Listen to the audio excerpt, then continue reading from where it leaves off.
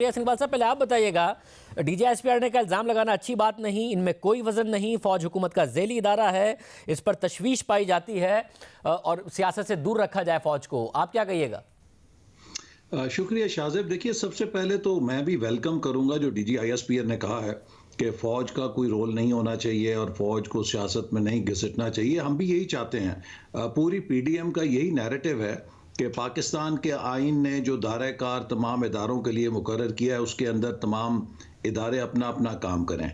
और दूसरी जो पाकिस्तान की जियोपॉलिटिकल सिक्योरिटी की इन्वायरमेंट है, उसमें बेहद ज़रूरी है कि जो हमारे दिफाई इदारे हैं, जो हमारे सिक्योरिटी इदारे हैं, इनकी पुश्त के ऊपर पूरी कौम खड़ी हो। और किसी भी तनाज़े में, किसी भी सियासी तनाज़े में हमारे इन कौमी इदारों की परछाई या साया नहीं होना चाहिए, जिससे कि अवाम की नज़र में कोई भी ऐसी कंट्रोवर्सी पैदा हो जिससे इन इदारों के हवाले से, इनके किरदार के हवाले से सवाल उठाए जाएं। इस वक्त जो सूरत हाल दरपेश है वो ये है कि हमारा जो पीडीएम का बयानिया है वो ये है कि पाकिस्तान का एक माजी है।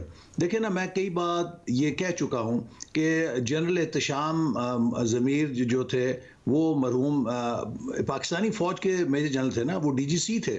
वो अपनी वफ़ात से पहले वो सारी बातें कह चुके हैं कि जो 2002 के इलेक्शन में हुई थी।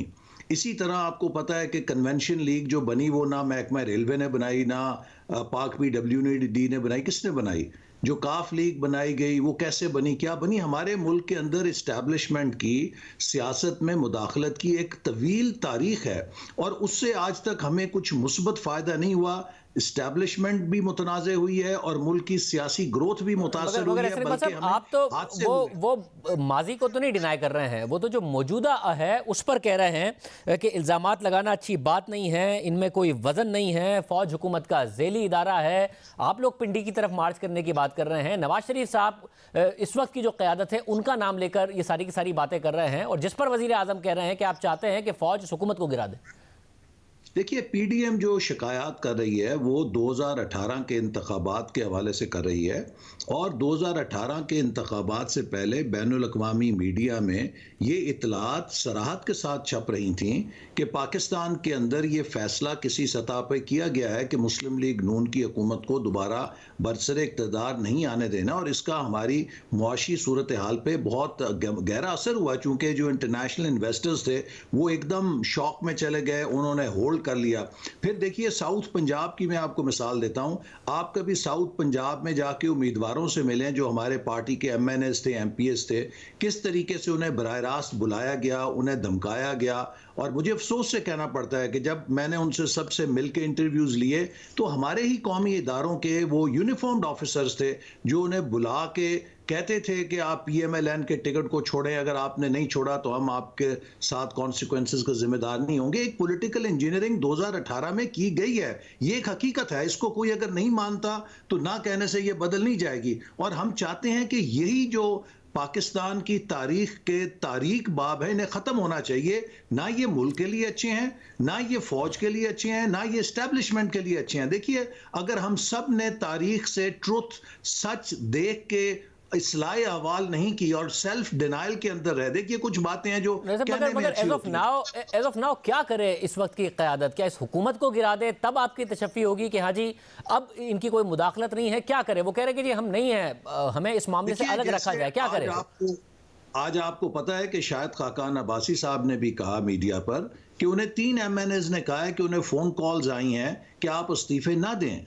अब ये देखिए, फ़ोन कॉल कहाँ से आई है, कौन कर रहा है? ये काम किसी कौमी इदारे का नहीं है कि कोई इस्तीफ़ा देता है या नहीं देता, इसके अंदर मुदाखलत की जाए। हम चाहते हैं कि इस मुल्क के अंदर लेवल प्लेइंग फील्ड होनी चाहिए और जो हमारे सिक्योरिटी के इदारे हैं उनकी तमाम तर तवज्जो सिक्योरिटी के ऊपर होनी चाहिए। हमारी ऑलरेडी जो लॉ एंड ऑर्डर की सिचुएशन है वो बिगड़ना शुरू हो गई है, क्योंकि पूरे के पूरे इदारे जो हैं वो अपोजिशन के पीछे झोंक दिए गए हैं कि इनकी सुराख रसानी करो, बजाय ये कि दहशत गर्दों की सुराख रसानी हो। इस वक्त अपोजिशन की सुराख रसानी हो रही है, ऑपोजिशन के ऊपर झूठे केस बनाए जा रहे हैं। आपको मैं ये बात कहना चाहता हूं कि बदकिस्मती से हमने जो मुल्क के अंदर एक माहौल बनाया है, इसका फायदा पाकिस्तान के दुश्मन उठा रहे हैं। अगर हमने इस मुल्क को मजबूत करना है तो इन फॉल्ट लाइंस को बंद करना है, सेल्फ डिनाइल से निकलना है, हर इदारे ने अपना काम करना है। और अगर ये हमने बाउंड्रीज जो है इनको क्लियर नहीं किया तो पाकिस्तान के गवर्नेंस का बुहरान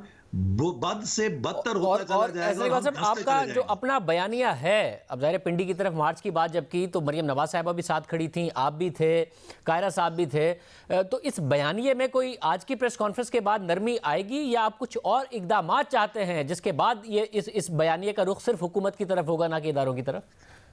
देखिए, हमारे लिए बहुत रीअश्योरिंग है कि हम सब फौज की मजबूती एक दफाई इदारे की हैसियत में एहतराम करते हैं, देखना चाहते हैं। ये फौज हम सब की फौज है और इसीलिए आपने देखा कि माजी में जब भी ये तासुर पैदा हुआ कि फौज सिर्फ काफ लीग की फौज है, उसका नुकसान मुल्क से पहले फौज को हुआ।